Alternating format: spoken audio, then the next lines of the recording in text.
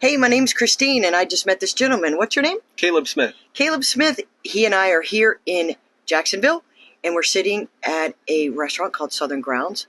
And I overheard him talk about a property and real estate, and I said, oh my gosh, let me see what we can do and how we can connect. And next thing you know, Here I am. here we are. And so one of the things that I posted the other day on a social media was about, where you hear people talking about real estate and that you want to connect with them and see about getting a number and how you can help them. So let's talk a little bit about what we were just sharing.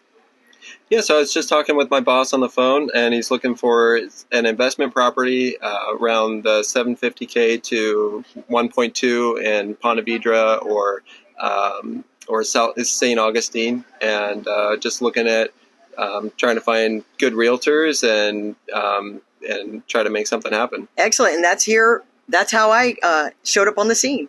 So it's always good just to put yourself out there and make connections with people that you don't even know. My name's Christine. Caleb. Awesome. Thanks for hanging out.